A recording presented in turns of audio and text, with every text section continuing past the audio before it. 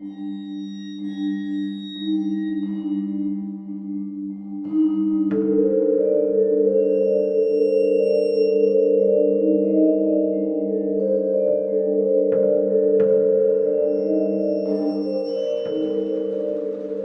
hello, and welcome to Al Dente Rigamortis. I'm Review Cultist. I'm my geek, the stand for evil. And I'm the gamer in yellow. And we're here to discuss those internet stories, most creepy and most pasta, and be critically silly doing it. And tonight we have Morefolk Broadcast Incident. So, Morefolk Broadcast Incident is by Icydice. It's part of their Morefolk series of stories, starting with something awful is happening in Morefolk, and then followed by something horrible is happening in Morefolk. You can check them all out at creepypasta.wiki. But yeah, let's do our initial recommendations. Is this the last in the series right now? This is currently the most recent. I think it actually came out like several weeks ago. Alongside reading a current story for once. I know, it's weird. Amazing. Yeah, I can actually quickly check this. Yeah, this literally came out the 11th of July, 2023. So like, yeah. I think actually the previous one, Something Horrible, came out like, if not the same day, like a few days prior. So, but yeah, I guess we'll do our initial recommendations. I'm going to recommend this one. I am also going to recommend this one. Okay. I'm going to partially recommend this one. All right. I'm curious. Let's see if you change me to well, we'll see. See. Yeah. Or if I ruin yours. Yes, we shall see. Well, let's start with the rundown. Starring The Rock. So Sheriff Mackey, okay? No, Sheriff. It's ruining the story. Yeah. It starts with Sheriff Mackey and Detective Clark Casper, who are finally addressing the situation to the public regarding the now confirmed active serial killings in Morefolk, via a broadcast and an address to the public.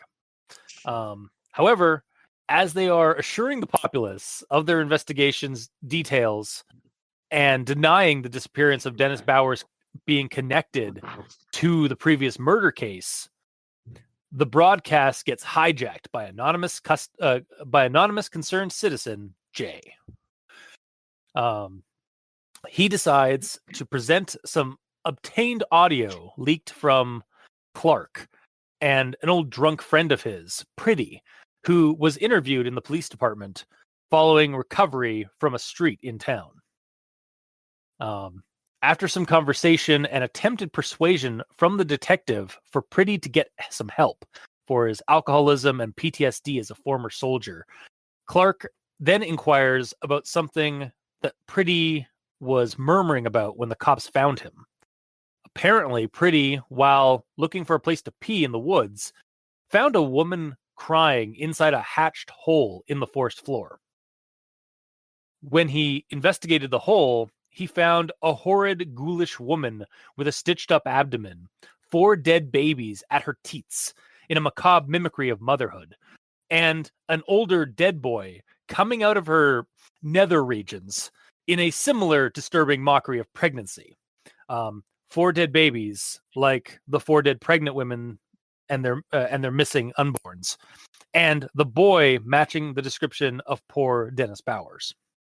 The detective manages to convince Pretty that what he saw was probably just a hallucination or nightmares brought on by his bender. And given that there have been emails circulating across town and accusations about what is actually what's going on, it's likely that the experience Pretty had was fabricated from those thoughts mixed in with his PTSD. Pretty seems pretty all right with that assumption, perhaps just for the sake of his remaining sanity. Just then, Jay interrupts the audio to inform the listeners that the cops are shutting down his broadcast hack. And before he's getting shut down, he warns the cops to come clean with everything, or else he will. And then he signs off. Finn. So, I suppose we'll move on to everyone tolerates the Grand Inquisitions. At this point, Mikey, do you have anything? Well, yes and no. No, because technically it's all dialogue. Yeah. But yeah, because I went ahead and did a conjunction junction. You bastard. Get to work on it. Mikey, that's disgusting. Get to work on it. And next stop, Conjunction Junction. Doot, doot. But you're not here to give me pity. It's entirely possible he simply ran off and got lost. And here I was thinking you'd be too busy sitting behind a desk, scribbling on paper like the vegetable you are, to talk as much shit as you do. It becomes everyone else's problem when every other week you're somewhere shouting outside in the middle of the night or stumbling around people's houses and speaking nonsense. And now, with this, with you passing out in the street. So what? You're just gonna drink yourself to death?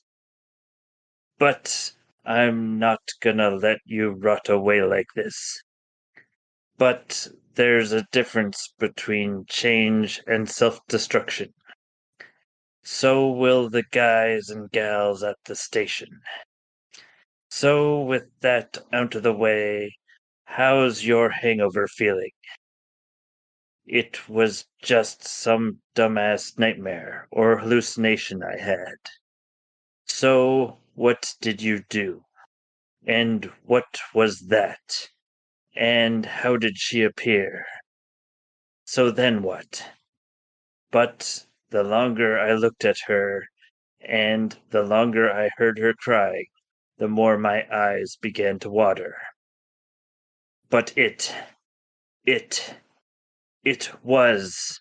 So you mean it was some kind of damn fever dream? And I'd like to forget about it while I still have the chance. It's wild to think what the mind is capable of showing us. So what?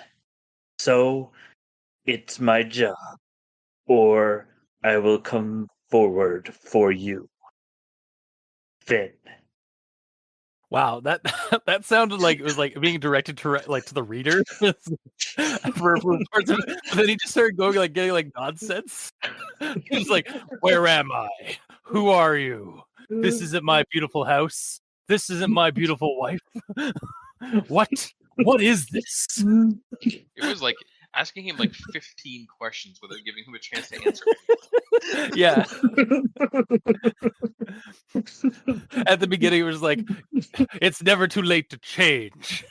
Get help." Audience, it's never too late to get away from reading creepypastas. It's like a PSA. Creepypastas, the silent killer. You read one Ben drowned, and then it's 9 years later, and you're reading Reddit no sleep stories.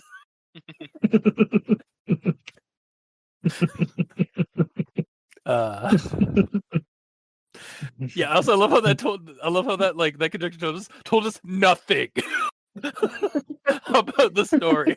Like usually there's like some like out of context thing that has like some connection. Literally all of the junction like sentences you put there you found had nothing in them. Pretty much. Which is good. That means all the actual plot is not starting with words that they probably shouldn't, like its, ends, or buts, because there's always better words. Indeed. And that's the reason Mikey grabs all these sentences, because it sometimes flows together into a funny / weird story when you just read them on their own. Yep. So thank you, Mikey. That was actually really funny. That was enjoyable. All right, Gamer, what do you have? Also, yes and no. Because some of mine are sort of grammar-ish, but it's not like specifically this is spelt wrong, or I can rewrite this sentence specifically. It's more like there's stuff missing. Okay. Like, for example, as soon as this started off, I didn't have a clear understanding of what media I am consuming. Yes, I actually. Yeah. Okay. 'Cause Yeah. there's no visual descriptions, like how a regular form story would describe something like on TV being played, for example. Yeah. But this is also simply Jay putting the info out there on the internet with no setup to it.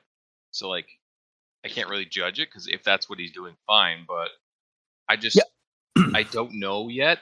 Like reading a couple of paragraphs in, I didn't know yet if this is meant to be radio or a television broadcast, for example. And maybe it's on both, considering the severity of it. Mhm. Later on, though, it does say for those of you listening at home, which implies radio. So Yeah. because otherwise he'd say for those watching at home, right? Yep. I also I got the while I was reading the story, I also got the impression that this was like a radio transcript of like the incident, but I kind of wish that the beginning of the story had been like had said something like along those lines, like this, like transcript of the broadcast incident, and then like at the end of the story, at the very end of the story, it says broadcast stopped, like in brackets or something. Or even just the title, Morefolk radio broadcast incident. Well, that's in the Morefolk broadcast incident. Like a broadcast is usually a radio, not an email or like a written document. Well, I'm not saying that it's an email. I'm saying I didn't understand right away until like whether it was meant to be TV or radio. That is the clarification I personally needed. Yeah, because I get that it's a quote because the whole thing's in quotes. But yeah, there is no setup and stuff like that. Meanwhile, there is every opportunity to put setup because Jay is posting this on the internet after the fact. Yeah. Yeah, the rest of it is more note-ish. Some of it's probably grammar-ish, but yeah, I'll get into it when I get to notes. Okay. Then I suppose we'll move on to actual thoughts.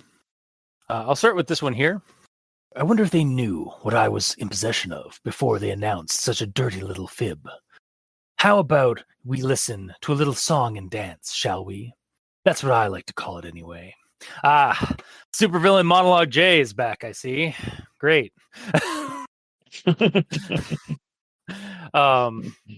then we go on further with this whole thing with the I believe this is the actual this is the interview between Clark and Pretty. What's the probability that the sound of you slapping me sends you into a series of war flashbacks so brutal that I have to jam an anti-PTSD EpiPen into your thigh? Pretty. Tss. Good to see you again, Clark Casper. I wish I could say the same, but you were really fucked up last night.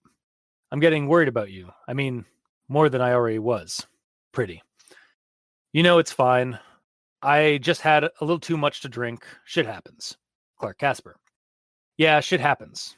Flaking on a date because you forgot is shit happening. Tripping over someone's foot at the movie theater when trying to get a refill of your popcorn is shit happening. Ending up drunk on the side of the road isn't. That's different. That's more than, you know. And so, like, you know, this dialogue, as it goes, really doesn't paint the detective all that poorly. Like, even if this is a bit out of line, as Clark and Pretty are old friends, and the detective / local cops are going easier than they would on this public disturbance that Pretty has kind of been doing. It really does seem like he's trying to reach out to this old friend who's like lost his way. Oh, and 100% is. Yeah. And it made me wonder, like, because I hadn't gotten to that part in the story, like, what the hell is Jay's angle here? Like, this is his leaked info. Like, this is conversation. But then later in the conversation, we get this. Pretty. Yeah, those. I mean, its head. Those were the only parts of it that didn't look just mangled. Clark Casper. So you mean it looked recognizable to a degree? Pretty. Yeah, I mean, I think I saw a scalp, Clark Casper, as in pretty. Yeah, a human scalp with blonde hair, Clark Casper. This is a lot. Pretty. You're telling me. And there it is, the truth that Jay wanted us to hear in this conversation. I was wondering just like what Jay was getting at for a while and during this conversation and this interview, or this I guess it's basically more of an interview than an interrogation, until we get the presumably the evidence from Pretty, like in his story, that Dennis Bauer's corpse is poking out of the woman's nether regions, and it was confirmed that the police, in the police statement, that they may have been giving like false hope to like his safe recovery. Though, to Jay's credit, he did also wonder, like right before presenting this information to us, if the cops had known about these details before putting out that statement. Though that might just be Jay being coy or sarcastic in his dialogue.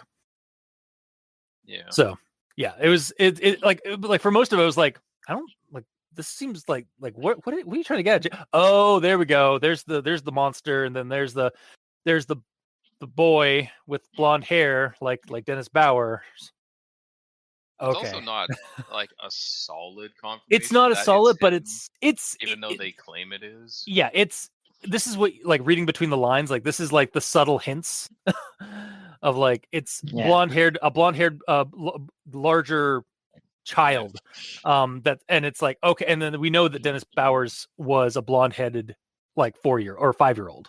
Yeah. So it's like, yeah, this is I'm not giving it shit for that. Yeah. I'm giving it shit for how long it took to get there, though. Yeah. Because like, like you, I'm like, why where's is this going? Jay wasting time on this hacked broadcast showing how good of a guy?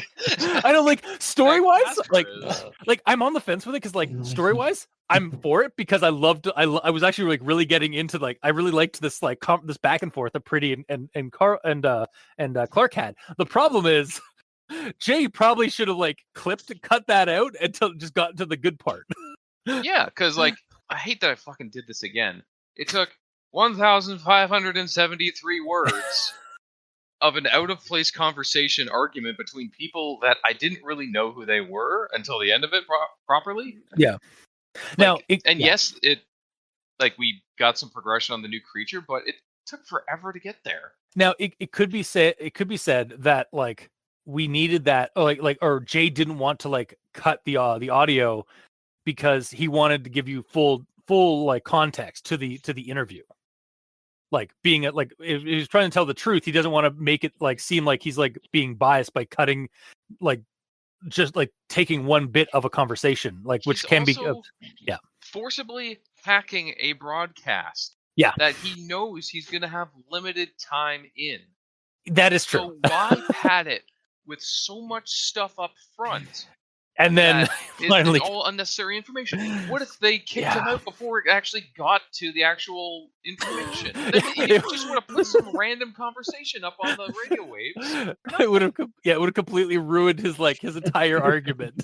Yeah. Like, it's not that like I'm on, like I said, like I'm on the fence here. Like, I liked what I read, but it definitely could have been like Jay as a truth seeker or a truth revealer definitely could have like curated his audio sample a lot better. Yeah, it's like what I said in the last episode of this is like, I like what was there, but in the format that it's there, it doesn't make sense. You know, like, I like that this is giving us backstory to the characters, but in the Morefolk mindset of being a resident of Morefolk, hearing this on the radio, it's like, why the hell do I have to hear this? What's he doing this for?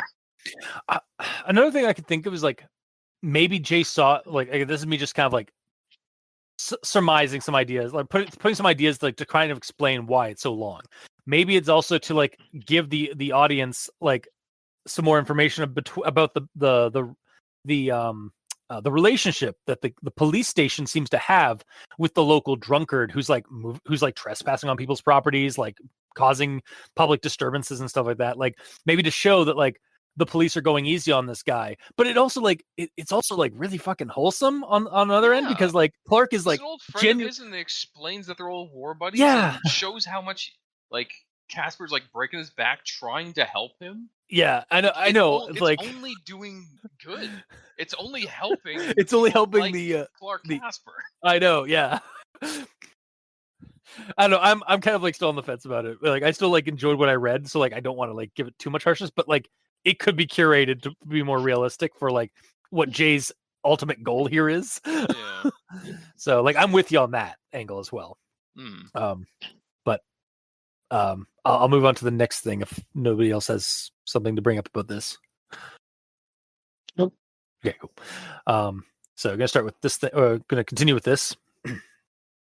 Pretty. Yeah, whatever. Look, before I went onto the street and blacked out, I was walking through the woods. Real good pissin' trees in those woods, you know? Clark Casper. What? Pretty. Pissin' trees. Trees you piss on.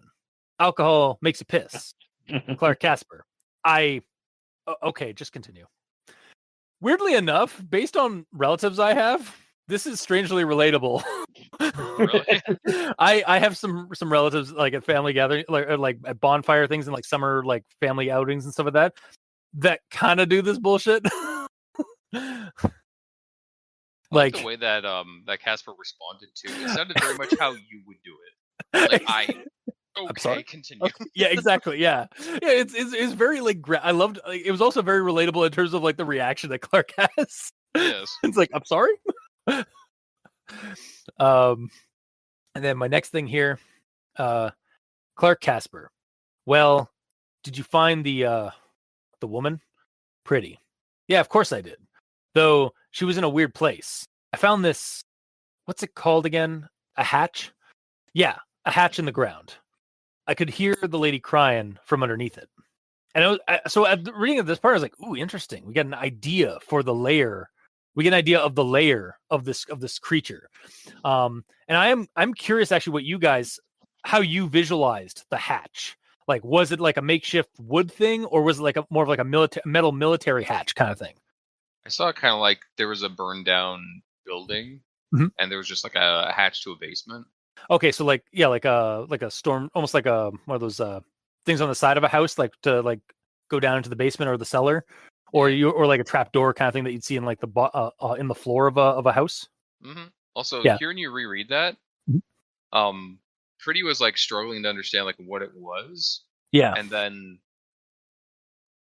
hang on, that it wasn't Casper that said a hatch first, right? Because that's quoted by Pretty. It was all Pretty. Yeah. Yeah. Okay.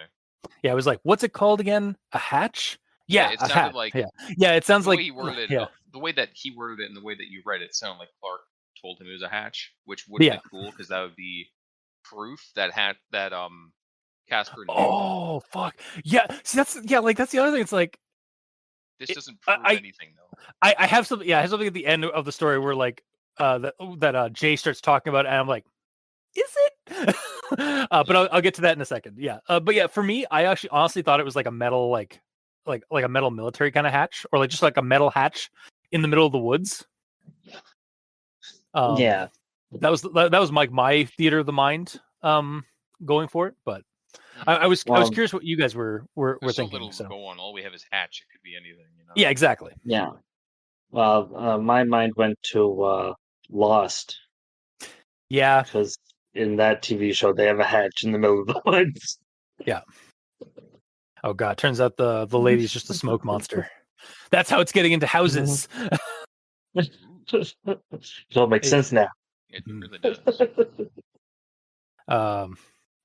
But I'll move on to the next thing here. Pretty. She had this pale skin, like she'd never seen the sun before. She was nearly bald, had this massive cut on her stomach. Looked like it was recently sewn shut too. And then later we get Pretty. I was so focused on her at first that I didn't notice them, but eventually I did. There were these things 4 little bloody fleshy things. I couldn't really tell what they were, just that they were dead. So it looks like my idea from like the first story of the Morefolk stuff, like something awful, with the idea of like the mother of Mylings is back in the running for me, for like in my headcanon of what this creature is.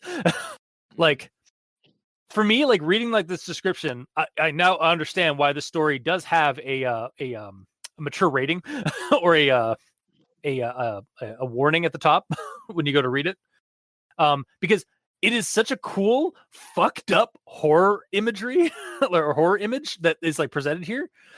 Like, she has these baby corpses in a mockery of suckling and motherhood, like, and then like the one that's coming, like the larger one that's coming out of her like nether region is just like, fuck.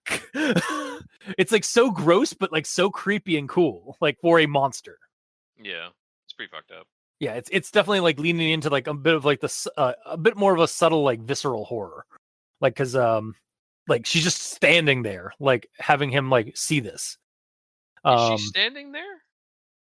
I assumed that she was standing there, like kind of like just weak crying and like doing this like mockery of like motherhood. I imagine kind of... she was like sitting on the ground against a wall. Okay. See, I saw her. I personally, I saw her like just standing there. So she might be. But you're right. She might have been sitting there because like we don't get that many details about like her stature. If she's out there just living in there, I doubt she'd just stand there all day. Maybe Get tired. Yeah. Plus, if she's in the process of childbirth, I don't think she'd be doing that standing up. She's just like crab walking or crab standing. Okay, you're making it silly. I make sense. I'm sorry. Actually, yeah, no. I think about it. Yeah, like her sitting down and like her legs spread eagle, and oh god, that's even fucked. That's really fucked up. But like again, like that's part of the really graphic, creepy, cool imagery here. Is just like, and again, it's not for the faint of heart. Like this, even like it's done tastefully here for the most part. Yeah. But like it is definitely like I think this actually did probably warrant the warning at the top. the not safe for work content. It's done as tastefully as it can to give out the subject material that's here. Yeah, especially when told by a drunkard as well. Yeah, he didn't go into explicit detail more than he had to, rather. Yeah. Also, it started through this. It stated through this that the reason he didn't just nope out like there and then, and how he was able to actually get the details he did was because he was still kind of a bit out of it and disoriented probably as a result of his like in some previous inebriation, and he had to get closer because he was using a lighter flame to see. So I actually think this is a good way to set this up, because sometimes when you when you are intoxicated, some things don't trigger your fear response the way they should. Like you kind of get this like confusion, and this curious confusion, or even like a detachment to an experience that you're having, until it gets real, and then you get the exact opposite situation. And the fact that he had to like the details we do get of this person, like, and the reason they had to get closer with the flame light, focusing on this woman and like focusing on her to like shut up because like she was making this noise that he didn't like. It's very much in line with somebody being like drunk, is like, shut the fuck up, lady, like trying to take a piss at a tree. Like, let me get closer to tell you how my oh god. Like, it's that kind of like scenario that like it kind of, to me, it feels grounded enough that it could be that I could suspend my disbelief on the circumstances. Then the next thing we have here, it was just really we do get like a cool confirmation of the creature changing its pattern, because like there's the 4 babies down, 4 pregnant women down, yet there is a 5th. Death continues. Why? Isn't it obvious? When a predator has run out of prey, it must find new prey to satiate its appetite. Who knows just how far it will go to adapt? And that's Jay saying that near the end of the story, and it basically confirms what we were talking about last week with the previous story, where we were talking about how this creature is like it was changing its pattern with the introduction of Dennis Bauer's disappearance. So it sounds like she basically took Dennis Bauer and Mhm. put him, possibly while still alive, inside her maybe pretty that's, open stomach. and then like sewed it up. Mhm. Yeah. Yeah. And then he died in there. I mean, he couldn't. He had to have It's- been dead because he would have been making noise on the way. Yeah, exactly. Yeah, like it sounded like he was also unalived. Yes. So yeah. Yeah, I feel like, yeah, he's there. He's not. He's dead, Jim. But it's cool, like, to finally to have like an in story and in character like confirmations. Like, yeah, no, like our idea, our suppositions from the last story actually came to light in this story. Suppositions? Yeah. Like suppositions. It's like, Never heard that word before. yeah, it's actually, yeah. You look it up. That effort. I will You know what it means? Just tell me. I'm going to. Hang on. Well, you don't know what it means. I use the word, but needed. you don't understand it. I know what it means, but I don't know exactly how to put that into words. So that's why I'm looking it up. Supposition, a noun, an uncertain belief. They were working on the supposition that his death was murder. Wow. Yeah. Suppositions. No belief. So is it? Yeah. So it's like an assumption. Yeah, basically, it's like they suppose it's this thing is related to something. Yeah, hence why it's called suppositions. Neat. Yeah, I learned. A word. Yay! Partially thanks to the story. That word was not in here. But... Thanks to the show.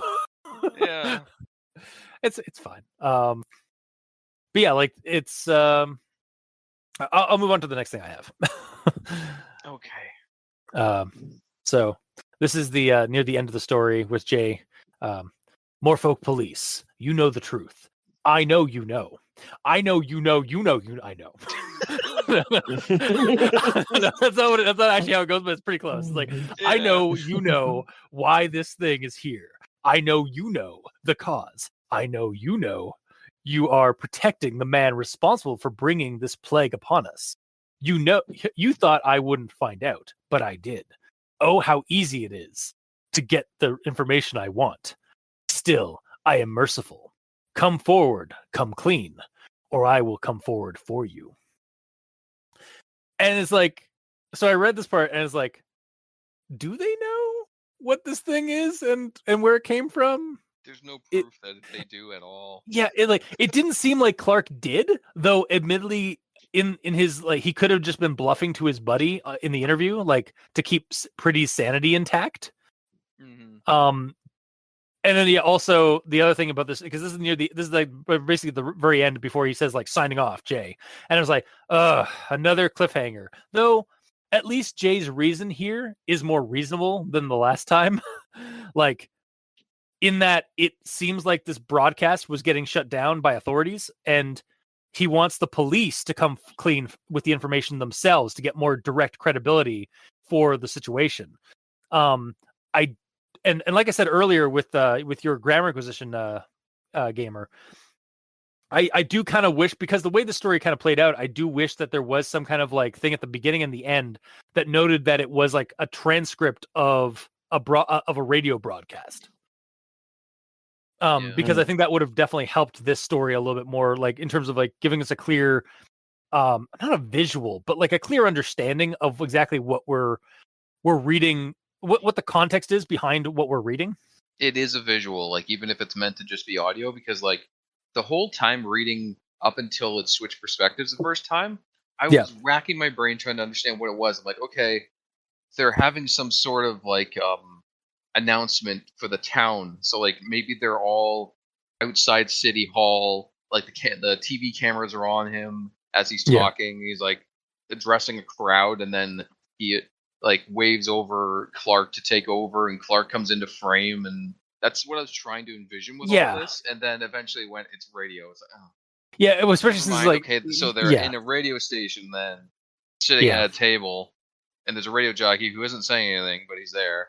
Well, or it's like they could just be like we just have that part removed from the or like that could have been added at the beginning. It's like, hey, so this is W85 Morefolk, or M04 E or M043 Morefolk, something like that. I don't know. And because at the like you're saying when it transitions between like Clark talking and then Jay's broadcast, it's like north of Morefolk's Park, where he was last seen before going dot dot dot dot dot dot dot. Oh, they're speaking about little Dennis Bowers. Like it just oh, hello and welcome to Jay's intervention. Yeah, no. Jay. And welcome to Morefolk Rigamortis.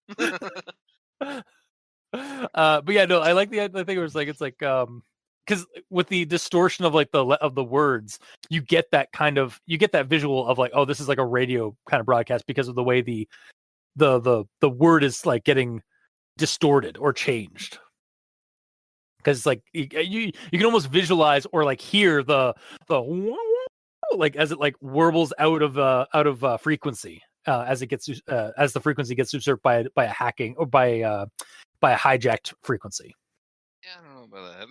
I don't know. I that's how I saw it. But I've also recently been watching some videos on like on real life radio hacks. I swear this is like the year of connective tissues. This is like literally I didn't even like have joking. No, I'm not even. I am legitimately not even like saying like I didn't have this in my notes. I just realized like I've been watching like a bunch of stuff specifically from like the Y files on YouTube, and I watched recently like last day or so I watched an episode about the Mitch Hedberg broadcast hijacking. Speaking of hijacked broadcasts, yeah, future me here. This was the Max Headroom broadcast hack, not Mitch Hedberg. Just gotta clarify that. Back in the 80s, where some like pirate radio hacker hijacked Chicago sports news. But it was a TV broadcast. It wasn't radio. Sorry, it was a TV broadcast they hijacked. To like just do like a weird like creepy like video. You can actually check it out. There is actually like footage of it and stuff like that. And there's tons of like YouTube videos explaining the Max Headroom broadcast hijacking.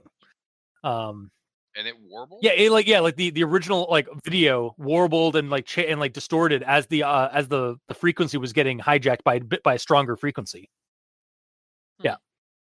I kind of figured it would just be like a light switch, just like off on. No, because what it does is like they're not turning off one frequency and putting on a new one.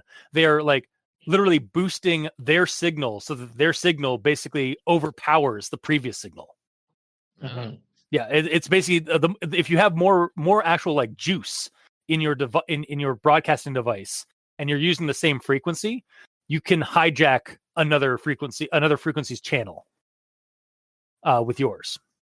So yeah. But legitimate, like I've been watching some videos about that kind of incident, and now we're reading a story that's kind of similar subject. Amazing. Yeah. This has been the end of my connective tissues time. Mm-hmm. My hijacked radio frequency of the spontaneous connective tissues time. Yeah, because it just kind of showed up. Yeah. Signing out. But yeah, that's the end of my actual thoughts, honestly, for the story. So Mikey, these stands for evil. All right. So in this story, we get more of the monster. Yep. But the monster doesn't do anything. It's just really fucking creepy. Yeah. Now, other than it cries. So I'm thinking that the monster's cries are its death throw, because the monster bit off more than it can chew by eating the kid that wasn't a fetus. Eating the toddler. Yeah. Yeah. Maybe. Yeah. So the monster may have inadvertently killed itself because it's got a blockage that it can't get rid of. That would be kind of funny. I don't think that's the case, but I imagined what it was is literally just the monster is going through childbirth. Yeah. It's not a pretty picture. No, Like, yeah, no, I Yeah. kind of saw it. But So you can't do childbirth with what, a 5-year-old or however old that kid yes, but I mean, was? we're also a lot of dealing. things this monster can do that normally Yeah. shouldn't be done. Exactly. Yeah, this is not a mundane monster. Like, it's also interesting. Like, so you think that it's dying, gamer. You think that it's just like giving birth, and so that's why it's like painless. But I think that this is basically like it's.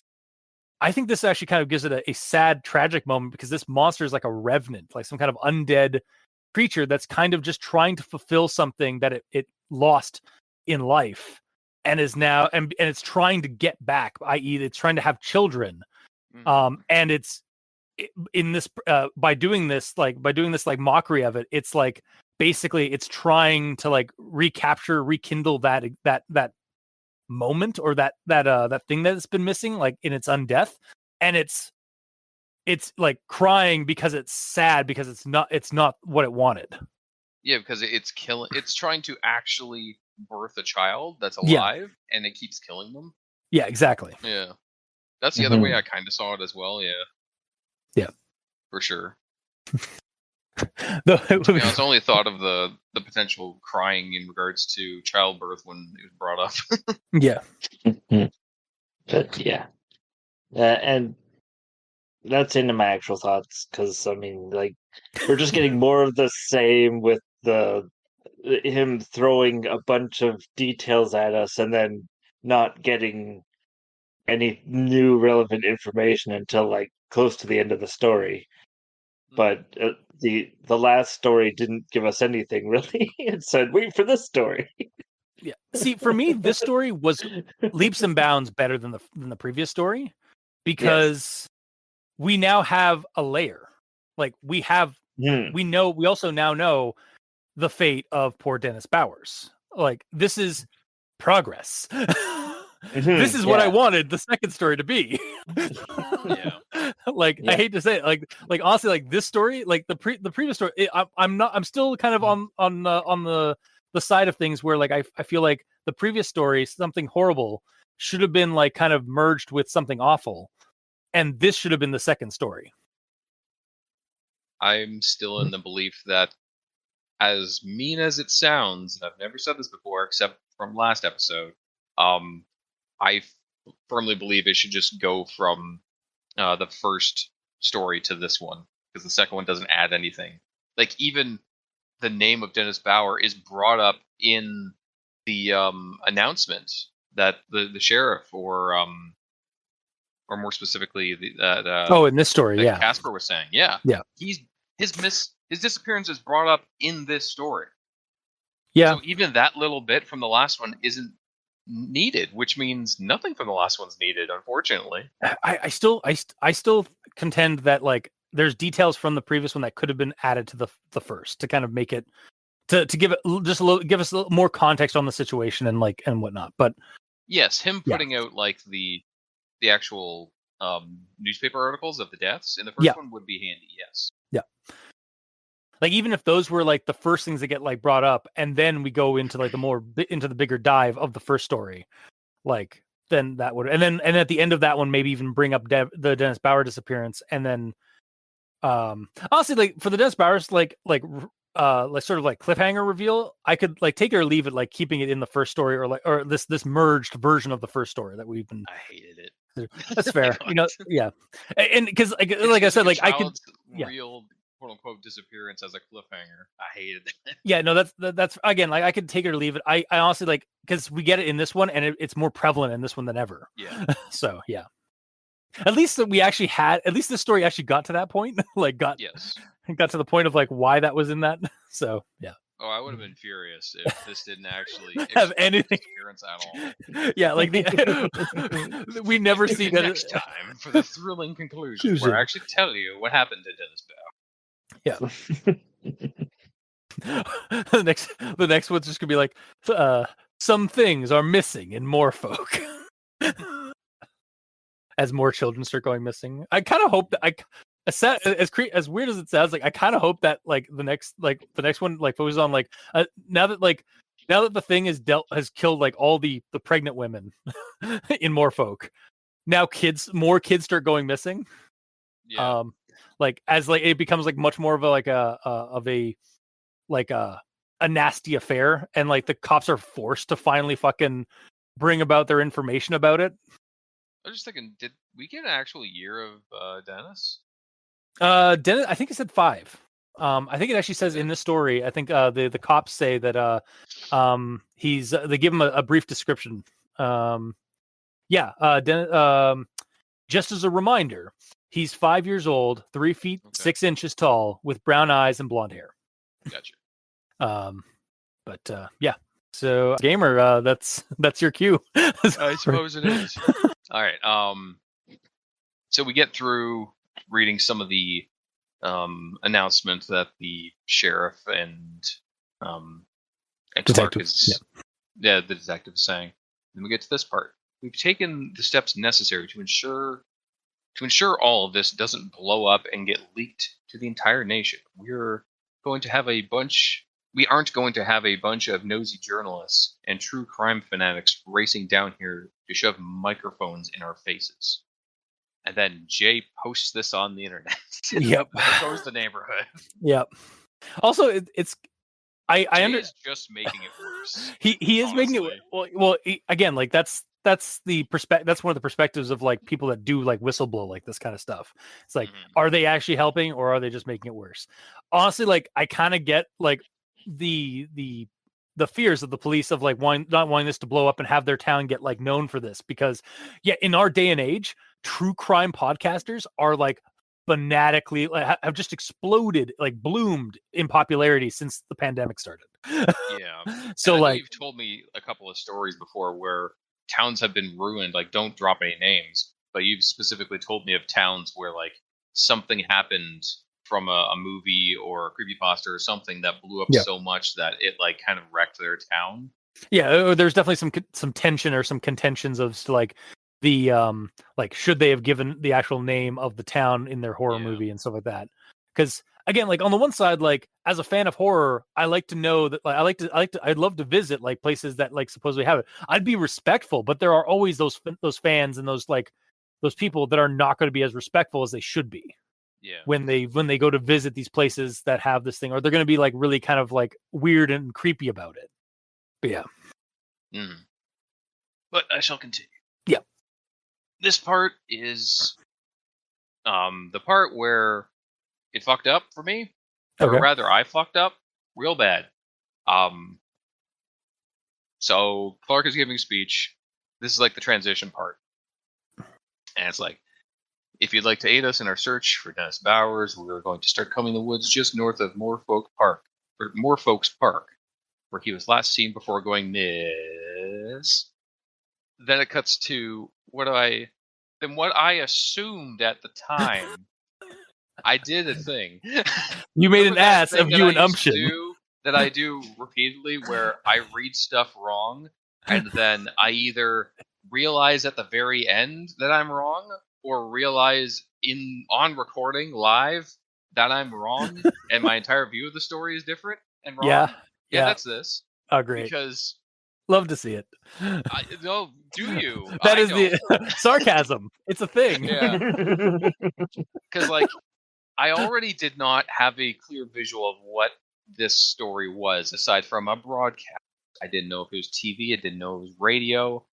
And there is a weird supernatural creature in this town. So, and this weird supernatural creature is a female. And Clark is giving a speech, and then he goes, before going, Miss, which I assumed was like Mrs., as in like, all of really? A sudden all of a sudden he realizes that there's this weird creature among the crowd walking up to them live in front of everyone.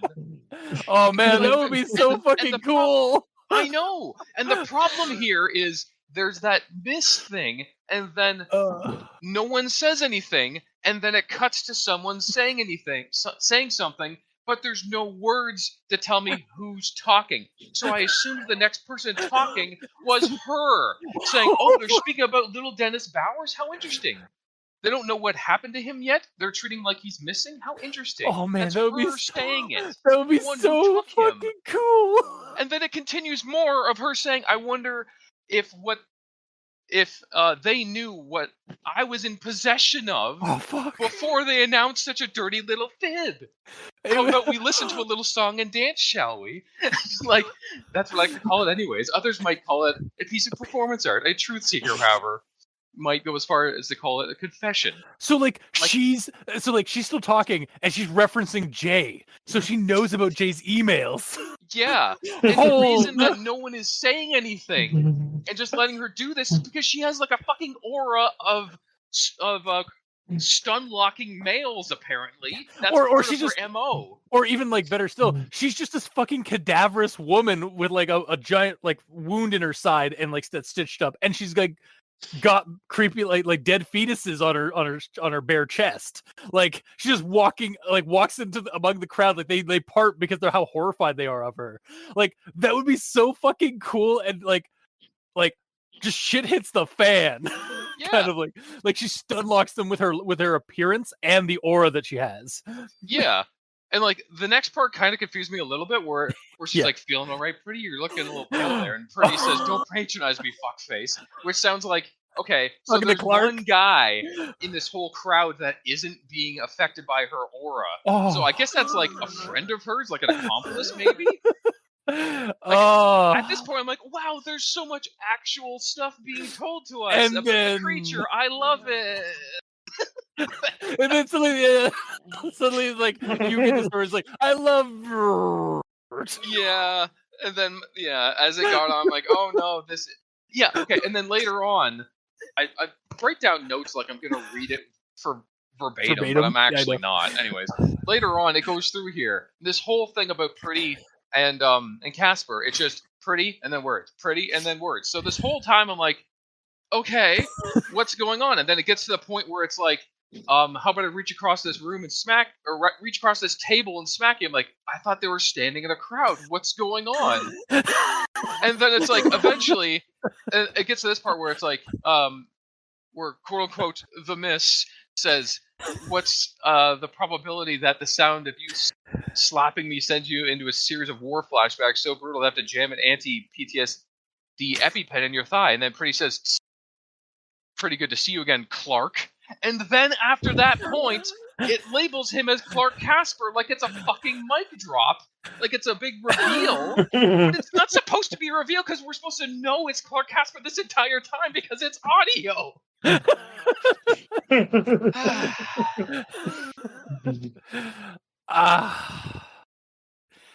Gamer.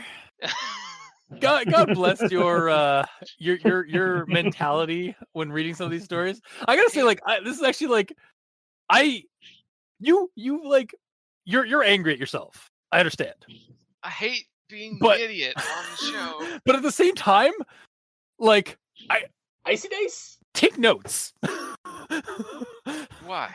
Because what you just described, what you thought was happening, where like she just walks into the thing. It's like, I kind of want that to be how it ends at the end of this. Like she just like makes herself known, like as like kind of like cinematic as that would be. I kind of want that to happen, because that was when you were describing it, I was like, oh, that would be so fucking cool.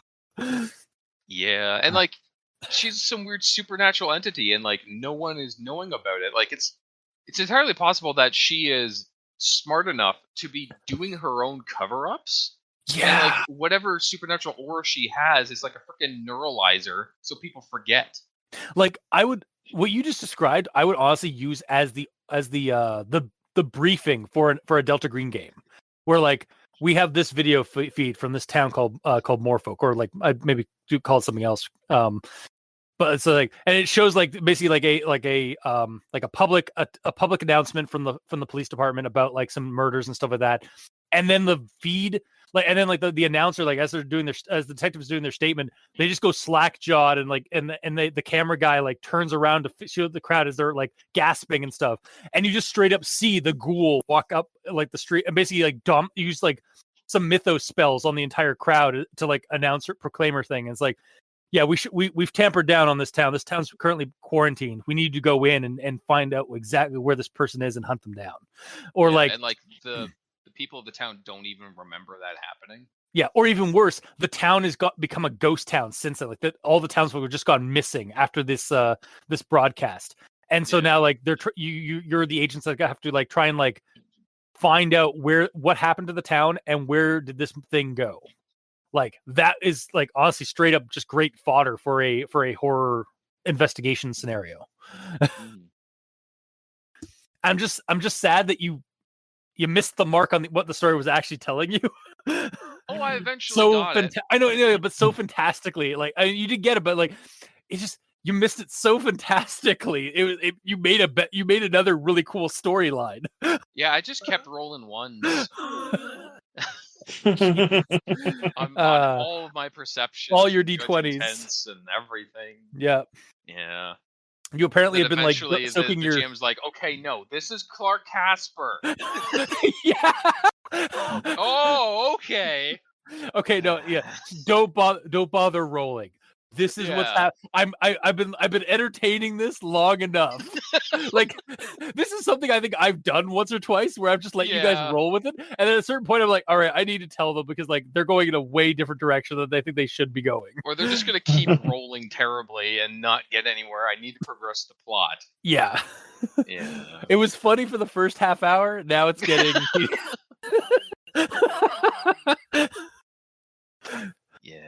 Yeah. That is, man. It pissed me off so much. I understand your frustration. I don't think I've ever heard somebody on our show fail so fantastically in like an awesome direction. Yeah. Thank you. It's like failing upwards up the stairs, like falling up the stairs. Yeah, I fell up the stairs, like a spiral staircase of like 20 floors, falling up the stairs. Yeah. Oh man. And then when I got there, I looked over and the elevator dinged. I'm like, oh, I could have just taken that out. That would have been easier. Yep. But whatever, it's fine. Yeah. Wow. So my next one. Oh, you have more. Okay. Oh yeah, I'm not done. Okay. That's the end of that though. Yeah. A lot of my notes ended with me typing out "I'm just confused." By the way, that one ended like that. And then we get on to the hacked part that's in here. And it says, "Pretty, want to make a little wager?" What's that? Says the unnamed person who is actually Clark, even though it may have not been. I don't know. I think, yeah, okay. I know it's Clark. Yeah. Pretty says, how many? Oh no, that's the table thing. Sorry. That is my. I blended that into the other one where I realized that the whole time I had a visual of an in-person announcement at City Hall or something, but it across the table. So that's when it finally clicked in that it's a radio broadcast. They're sitting at a table to do it. Also, just to give the story some like to give to the story's credit, and to the author's credit, we get Pretty's name in the first bit of dialogue, and then the next thing we have is Pretty talking, and then it's not until Clark's name comes up like later that it is established that the person that has been talking to Pretty is Clark. But so for like no good reason. It is a way that people like write dialogue. It's like you introduce the name of the person when it's brought up in the dialogue, because at that point like you may not know who that is. But before Pretty said something, Clark said, "Feeling all right, Pretty? You're looking a little pale there." He did drop his name before that, but that's because he had to drop it immediately. Yeah, and that's when you would introduce Pretty's name as the person who's speaking next, and then when it gets to by that logic, the next line that Clark says should be led with the title of fuckface, because he just said, "Don't patronize me, fuckface." So all of those should be led with fuckface. No, because it's not his actual name. And then we get like, "Good to see you again, Clark," and then it's revealed, oh, it's Clark Casper. It's like, But why is it dropped like that? I understand. It's because that's It's not how. supposed to be a reveal. No, but that is how some writers do like their like a back and forth dialogue, for especially if they're going, because they're introducing the names like recognizability naturally in the dialogue. But what if it's three people talking and like it takes close to the end for one of them to drop a name? If it's more than two people, then yes, it should definitely have like proper names and stuff like that, or like speaker 1, speaker 2, speaker 3, kind of thing like that, until they give their names. But like in this, because it's only two people talking, that's why it was the way it was. You know what I wish happened? Yeah.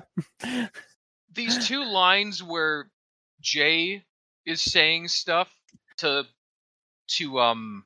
like before actually playing the conversation between Casper and Pretty. You should say, "What I have for you is a conversation between Detective Casper and the local town drunk Pretty. I think it'll shine some light on the situation." Yeah, that would 100%. Thank you. Yeah. Thank you. Yeah. You just want everything spelled out for you, like some That's kind what of he's doing. He's a truth seeker that is trying to spell everything out for everyone. Why wouldn't he say that? I'll give you that. Like that would definitely make sense, and it would be a good thing to maybe add to the story. Because we have no context. Someone in Morefolk that is hearing this will, considering they were just listening to an announcement from Casper, they would clearly hear that that's Casper's voice. And this other guy, I guess, is Pretty because he called him Pretty. Fine. They would have that context. As a reader, I got no fucking context. All I have is words. Hence why I thought it was the fucking creature for 3/4 of the story.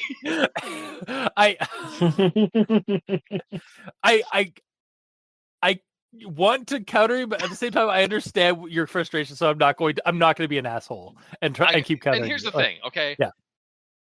There's three of us.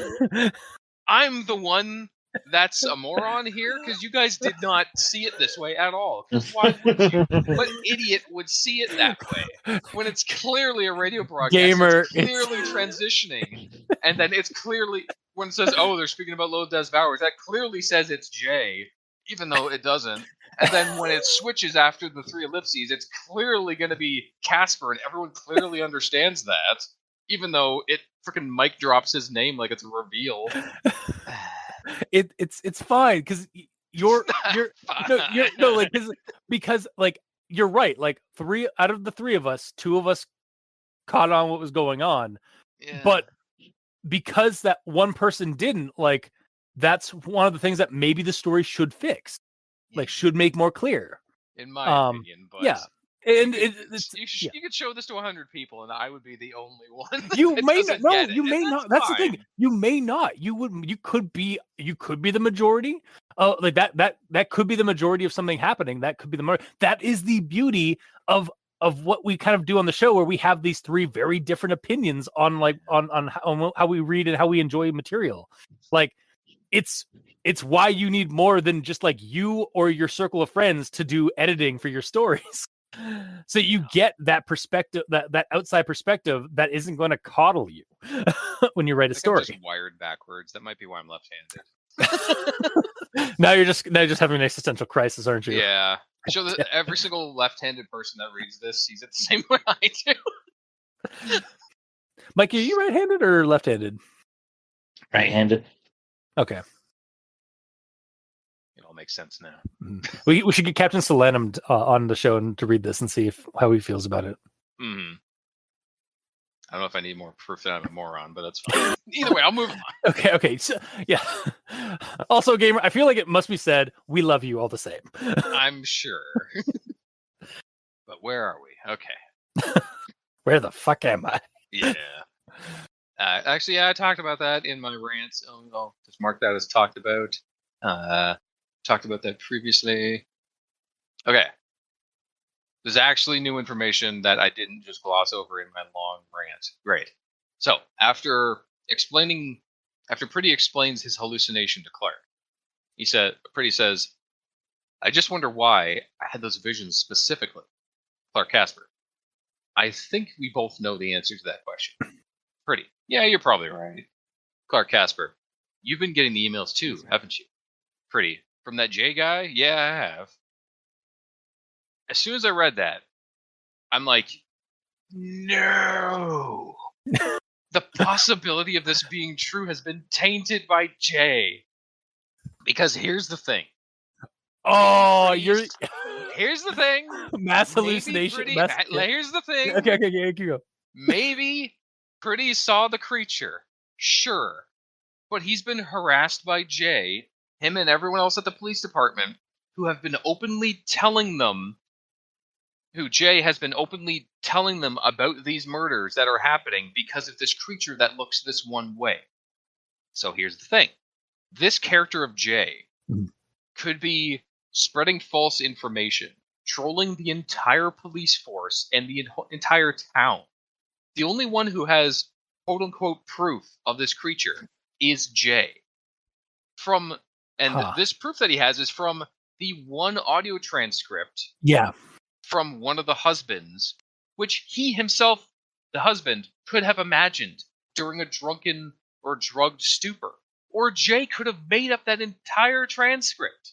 Or There's even no proof aside from that Jay says, "Believe me."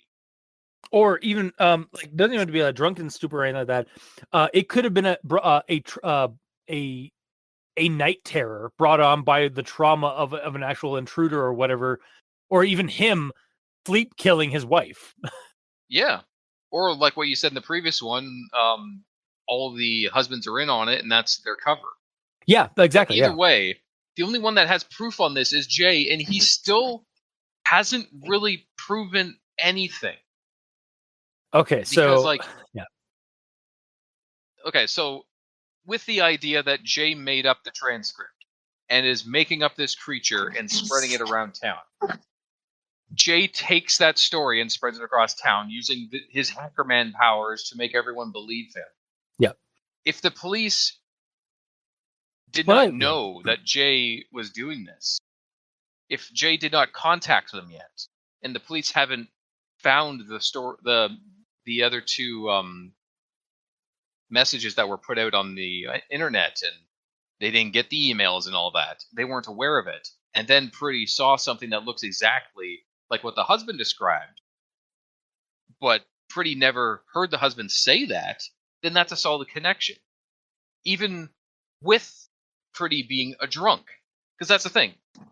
Pretty is also unreliable information because he's drunk. Or he was drunk at the time. There is actually a very real world phenomena that would make this entirely mundane. Based on what you're saying. Mass hysteria is an actual phenomenon that happens when somebody plants an idea of fear and that could cause fear and panic in enough people in a community.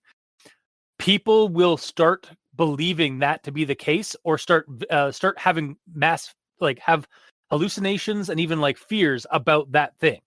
Yeah, it's like a placebo effect, basically. Yeah, it's what happened with the when the War of the Worlds broadcast happened back in the 30s, I think, with Orson Welles as the person on the radio.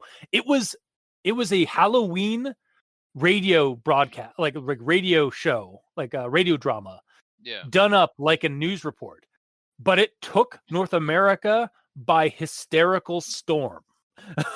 People thought the Martians were invading because of this thing. Now, and similarly, things there have been other cases of similar mass hysteria where it's something is planted an idea is planted in a community that is false or fictional, but the people think it's what's happening, and they start freaking out and panicking as a result of it. Mm-hmm. So yeah. Unfortunately, for the reasons that you say and the reason that I say, he still hasn't actually put out any factual evidence to prove anything. All he has is a transcript from the husband, which could have been falsified one way or another, and the ramblings of a drunk man. Well, yeah, but I mean that's also like if we were basing this in our reality, which yes, we are supposed to be immersed in this. Trying to do. Yeah, but at the same time, this like is you meant also to have to be somewhat realistic. Because if it wasn't meant to be realistic, it wouldn't be talking to me like I am a resident of the town, which is what the first email was. It's basically I'm sending this out to everyone that lives in Morefolk. Yeah. Well, the So thing I is, read it as if I live on one of the streets in Morefolk as a resident, and I'm reading this. So like this whole time, I have been trying my damnedest to stay as immersed as possible, and I'm still struggling. that's fair. Also, it sounds like you would basically be one of the people in Morefolk that don't believe what Jay's shilling, because like I think like in this case, like it is supposed to be like obviously we won't know until we get the last story, and then in which case it might even be that like the author has it set up that like it's still up to debate as to like what exactly is killing people in Morefolk. But like I think it is honestly like this story is playing on that same like kind of immersion level of like, yeah, like you are getting this, you are receiving this. It's like an ARG kind of element to it of like you're supposed to take this in you're trying to take this as far as you can with immersion, but because of that you are bound by your own personal opinions and perspectives on life and stuff like that. So when you're reading these stories, like you're trying, like you might react the same way that you would react if you actually received these emails and stuff like that. Yeah. So, yeah. But the story is also like trying to at its core, the story is also trying to tell this plot of like a potential conspiracy of hiding a supernatural killer in this town. Yes. But until the police come forward and actually say that they know about it, in one way or another, whether they actually say it themselves live or if there's an actual recording of them saying that they know about it, I'm not going to believe. That's fair. You said before that if I was a member of the town, I'd be a non-believer. I don't think so. I would be one of those guys that wears a shirt that says I want to believe. Well, you would, but like we've been poking you. We've also been like, it's like, oh, this is how this would be. Like you're finding a way to explain this away, like on a skeptical side. Yeah, that's what I mean. That's what I mean by that. Like, because that's honestly like how I think, even like how I kind of act most of the time. Like I want to believe, but I can also see, like, I also have a hard time really believing when shit like this gets announced. Yeah. Like I want to believe that it is like that, but there's a part of me that's like, I've been hurt too many times. Yeah. So yeah. Yeah, all in all, this drop and all that of this is what's happening, and Jay's been harassing you. That might be why you're like. Clark even says that might be why you saw it like this, because of the emails. Like it's said in the story that whole hallucination could be because of Jay. No, yeah, so the problem. All these connections are kind of loose at best, as far as I'm concerned. And Jay has inadvertently given the police a plausible, deniable reason or a logical reason as to why people might be seeing something. Yeah, and I know like this entire time through all three of these stories, I've been the one guy who's like defending the police department.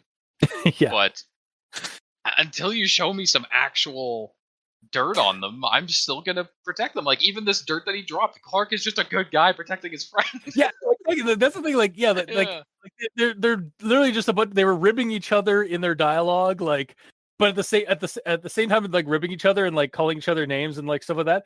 They like it generally sounded like first off, kudos to Icydice for making for the character development that they awesome. like because it is like that's the thing, that reason why I why I'm not too angry that like the story was like so like long to get us to the actual like meat and potatoes of the plot.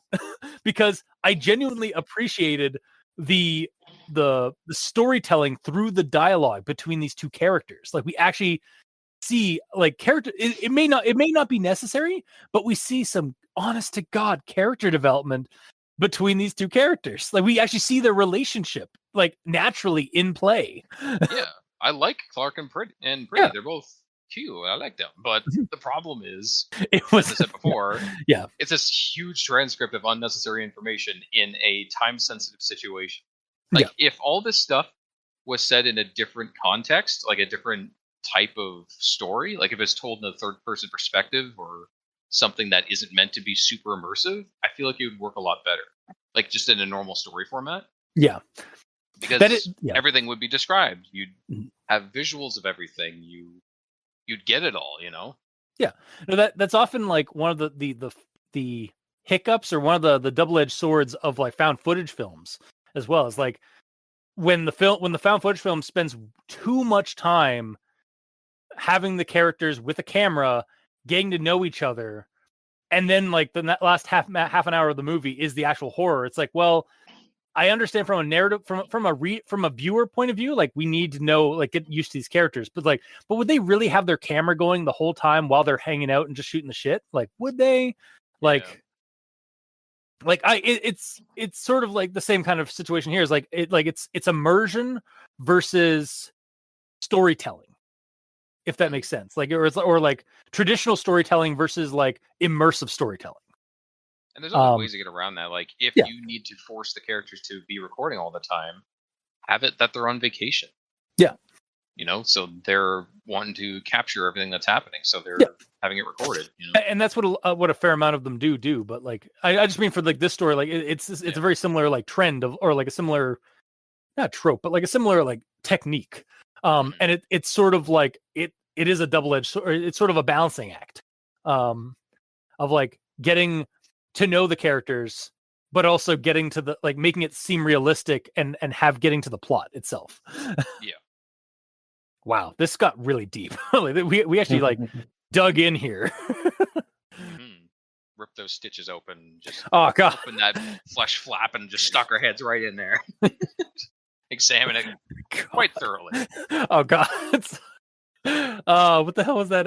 Uncle Zavandi or Zavandi?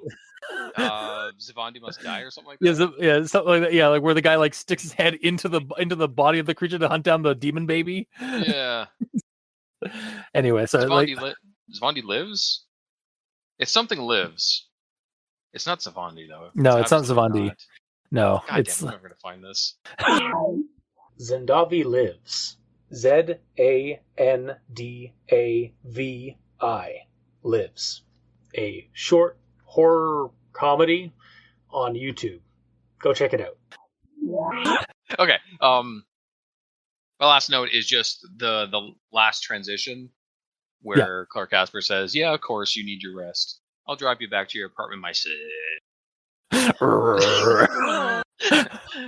And then there's ellipses, and then it says they notice they're trying to take the broadcast off the air. I'm not finished yet. Have patience. And then Jay starts saying things. Yeah. When I got to that point, that is when I clued in. Aw, gamer. That is when I clued in. After reading the entire story, I get it now. These transitions are the radio feed glitching out.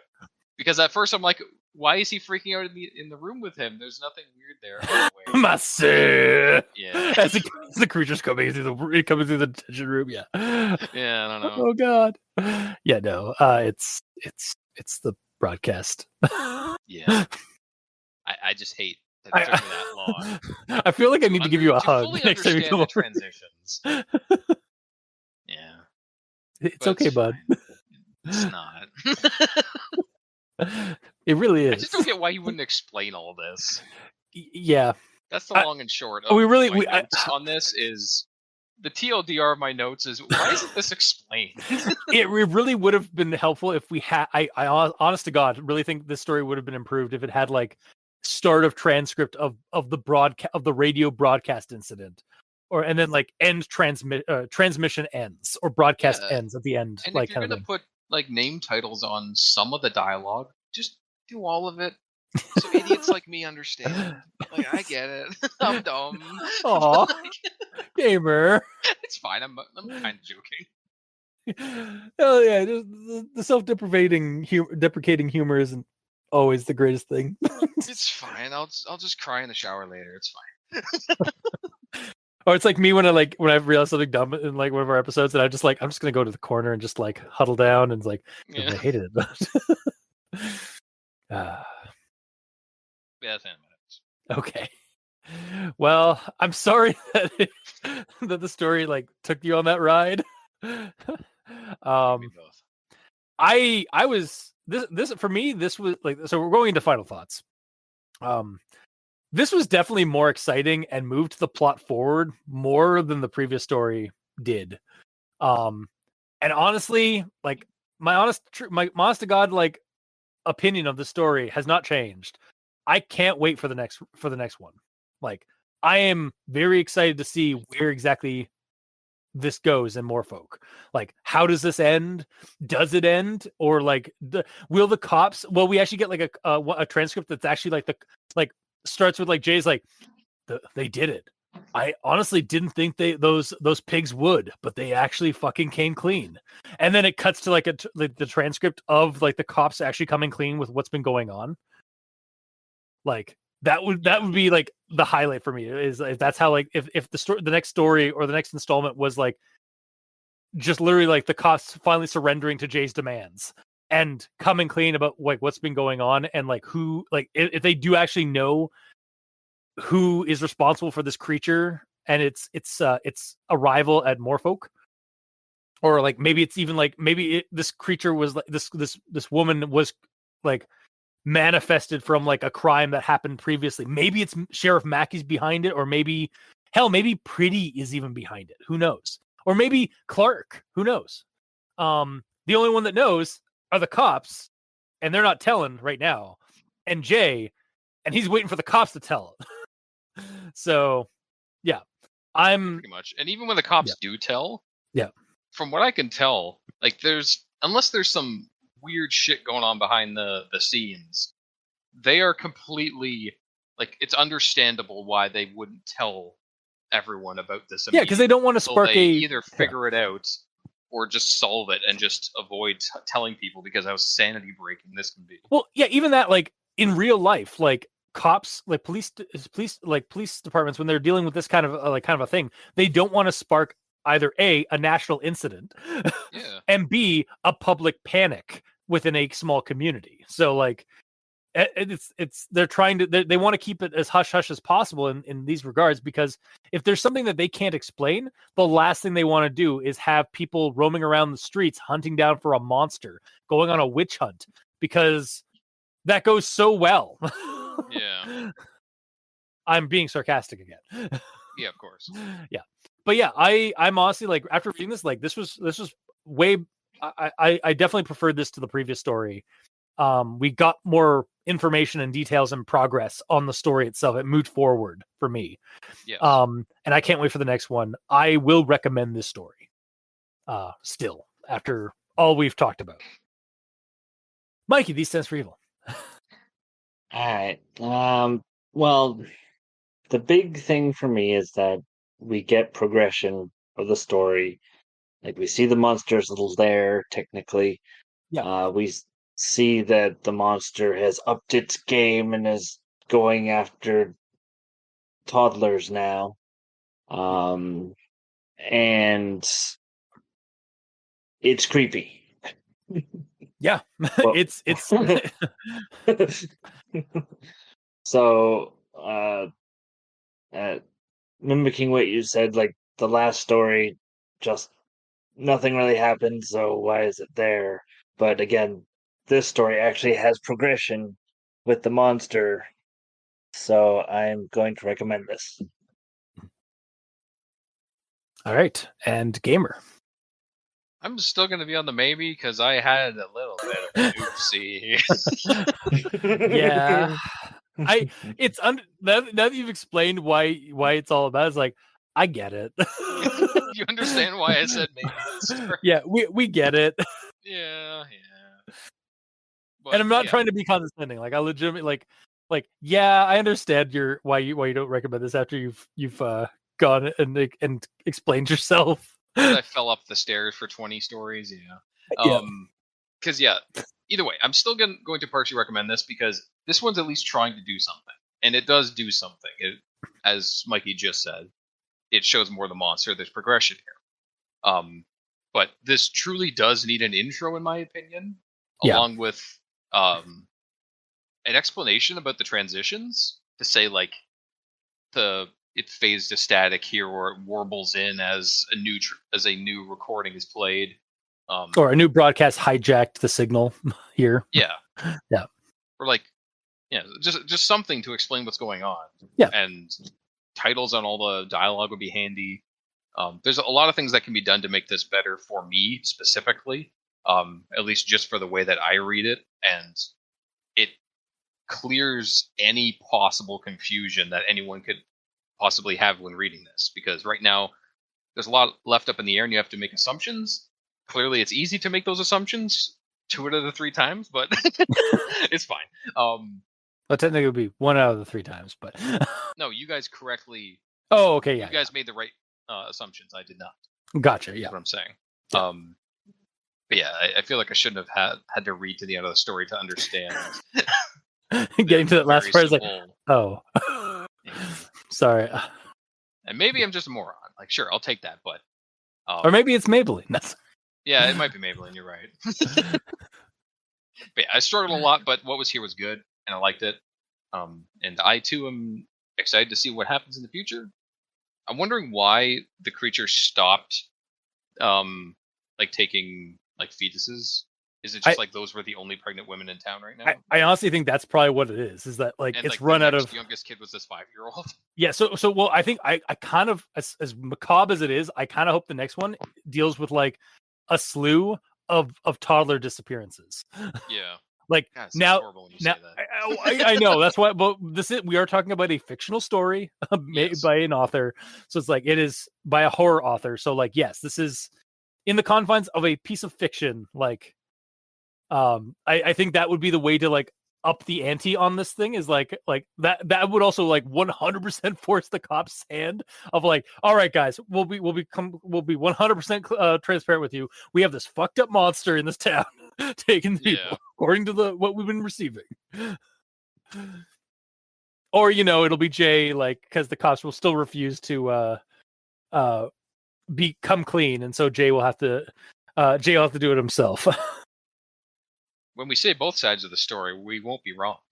Yeah. It'll be one or the other. Yeah. But yeah, I am interested to see where it goes. I hope I continue enjoying these stories. I've just been on a little bit of a roller coaster with this series, because the first one I really, really liked. Yeah. The second one I really did not like.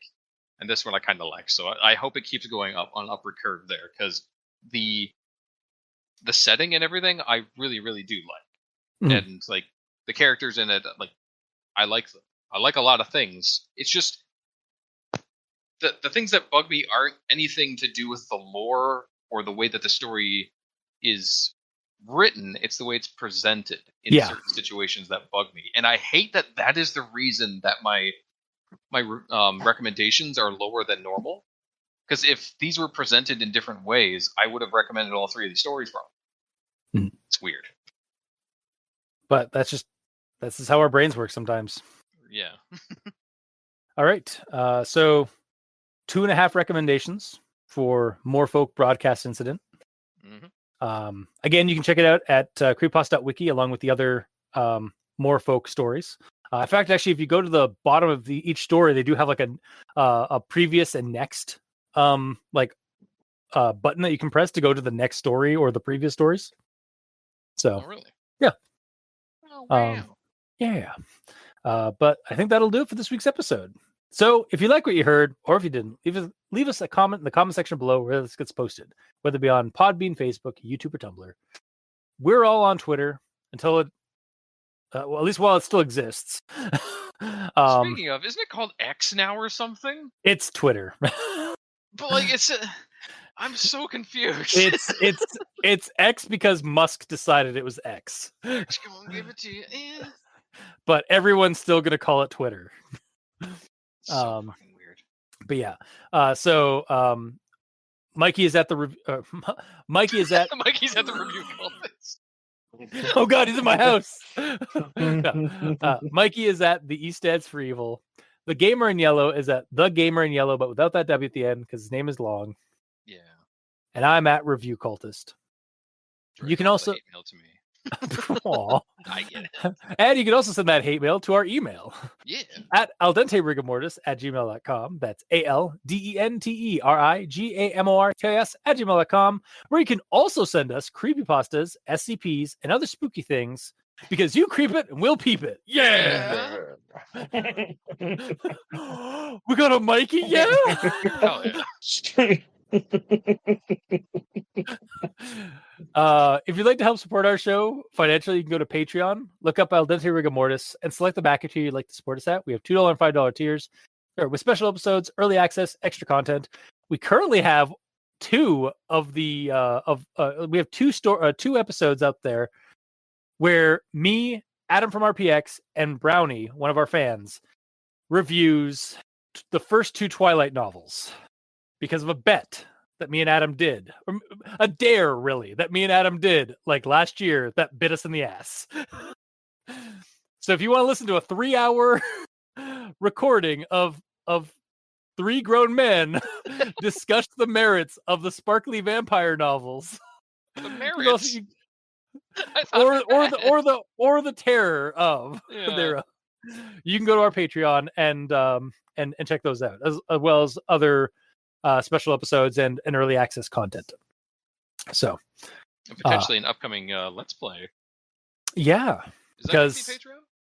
I know. I'll probably post that on our YouTube channel. Okay, fair. Yeah, and it goes without saying, to our patrons that are helping support the show, thank you immensely because you're helping keep those hosting bills at bay. And we've said this before, and we'll say it again. Always, we very much appreciate that. And to our listeners and the authors of these stories, thank you immensely, because without your listenership, it'd be like screaming into the void. And without your authorship, without the stories that you write and share online in the various wikis or Reddits and what have you, we really wouldn't have much of a show because we'd have nothing to talk about. So thank you. Until next time, I have been your host, Review Cultist. I'm Mikey, the E stands for evil. And I'm the gamer in yellow. And this has been Al Dente Rigor Mortis. Sleep well.